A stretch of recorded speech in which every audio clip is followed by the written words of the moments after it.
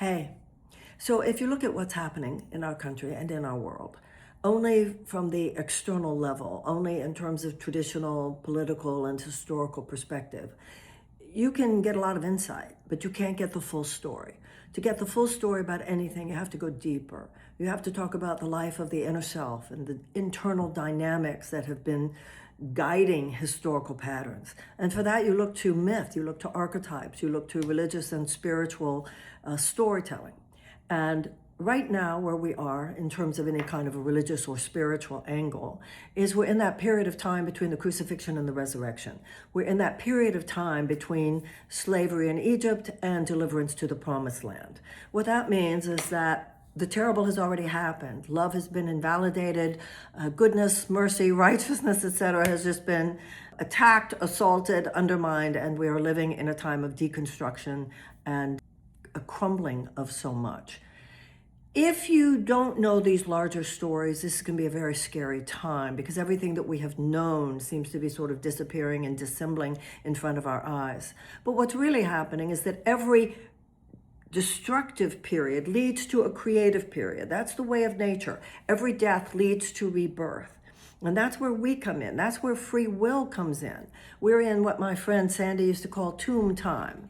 That 3 days, the symbolic 3 days between the crucifixion and the resurrection, the symbolic 40 years between the slavery in Egypt and the deliverance to the promised land. That means a time when we're alchemizing, we are processing, we are learning.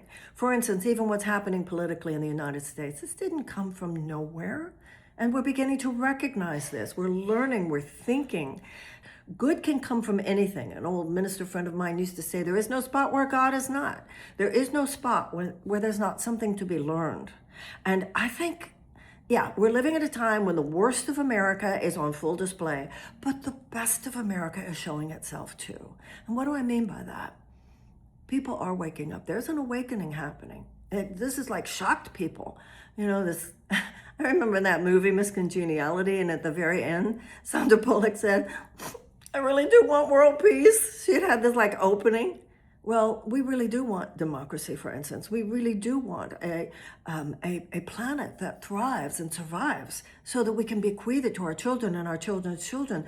Those are grown-up thoughts.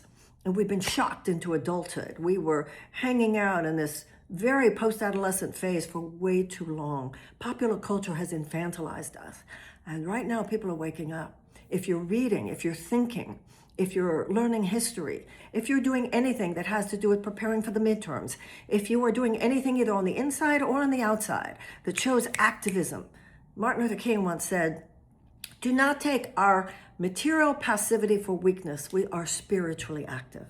So if all you're doing right now is thinking this stuff through and reading about history and reading about great American presidents and reading about great social justice movements, if you're learning, if you're thinking about things that it could be argued we should have been thinking about before, but too many of us have not been, then you're part of the change. You're part of the creative, populist, revolutionary, visionary movement forward. The ashes are in front of us and it's time for the phoenix. Yeah, I know, it's hard. And I'm not naive, and this is like a deep problem and it won't be a quick solution. That's the symbolism of it. Oh, it takes 3 days before higher consciousness demonstrates, expresses itself in a material reality.